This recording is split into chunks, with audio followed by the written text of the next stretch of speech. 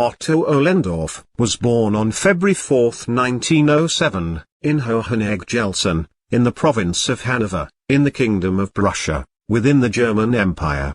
He joined the Nazi Party in 1925, and the SS in 1926, and studied economics and law at the University of Leipzig and the University of Göttingen, and by 1930 was giving lectures at several economic institutions.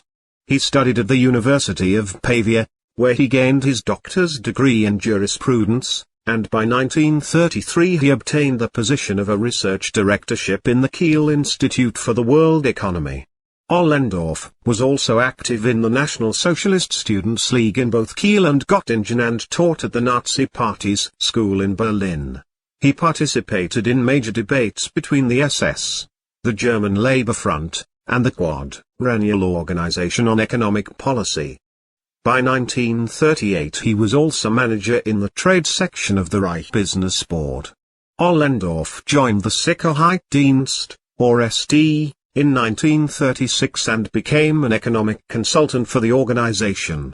Ohlendorf had been recruited by SD talent scouts. He was also attached to the SS with the rank of SS Hauptsturmführer. By 1939, he had obtained the rank of SS Standartenführer. His role in collecting intelligence from his secret police agents was disliked by some members of the Nazi leadership. Heinrich Himmler once said Ohlendorf was an unbearable Prussian. It was Ohlendorf's responsibility as head of the SD Inland to collect data and scientifically examine social, cultural, and economic issues, assembling reports to his superiors in their government. Regular public opinion surveys made up some of the reports. In June 1941, Reinhard Heydrich appointed Ohlendorf to be commander of Einsatzgruppe D, which operated in the southern regions of Ukraine and Crimea. Joining the Einsatzgruppen was an unappealing prospect and he actually refused the offer twice before he was appointed. Transfers from the RSH to the Einsatzgruppen were partly due to personnel shortages but also to keep the initial killing operations confined to those who already knew the details.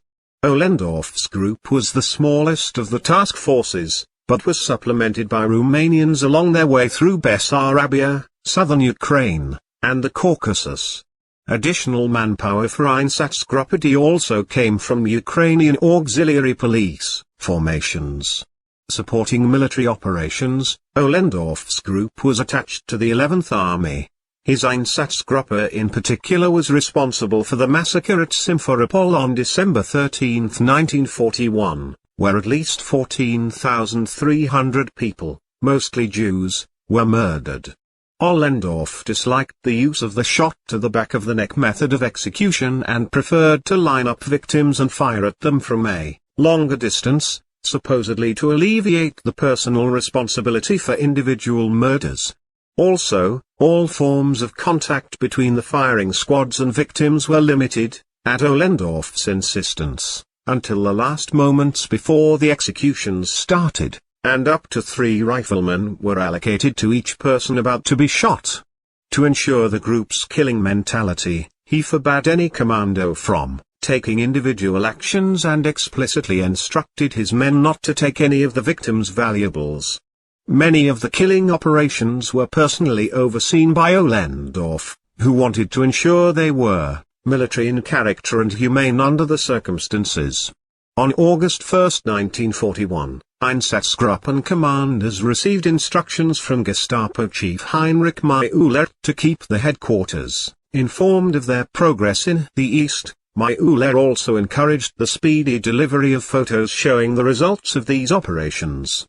During September 1941, Ohlendorf's group slaughtered 22,467 Jews and Communists at Mykolaiv near the Black Sea port of Odessa. Due to the Wehrmacht's insistence that Ukraine's agricultural production was needed to sustain its military campaign, Ohlendorf was asked during October 1941 to refrain from killing some of the Jewish farmers, a request that he honored, but one which earned him Himmler's contempt. His commitment to the Nazi cause kept him in Ukraine longer than any of his comrades, and while he may not have liked the political direction in which Germany was headed, he never registered complaints about murdering Jews, but he did have misgivings about the barbarity and sadism committed by the Romanian units that accompanied the Einsatzgruppen in their operations, as they were also raping and pillaging in the process. In 1943, in addition to his other jobs, he became a Deputy Director General in the Reich Ministry of Economic Affairs. In November 1944, he was promoted to Gruppenführer. Believing their expertise to be valuable, Ohlendorf, Ludwig Erhard, and other experts concerned themselves with how to stabilize the German currency after the war. Hoping to salvage the reputation of the SD, he offered his services in the hopes that he could shape the post-war reconstruction of Germany, but along National Socialist lines, remaining convinced that some form of Nazism would ultimately survive. In May 1945, he took part in Himmler's flight from Flensburg. He and several other subordinates were arrested by the British near Nuremberg, in northern Germany on May 23, 1945. For several weeks after his arrest, Ohlendorf was interrogated. He was then called as a witness by the prosecution during the International Military Tribunal at Nuremberg on January 3, 1946. During the subsequent Einsatzgruppen trial, Ohlendorf was the main defendant, and was also a key witness in the prosecution of other indicted war criminals. His testimony was seen as reliable, and exposed to his distaste for the corruption in Nazi Germany and a stubborn commitment to duty. The court examined Ohlendorf concerning Einsatzgruppen operations specifically. During the trial, he insisted that as a loyal Nazi, he'd acted properly and hadn't done anything wrong.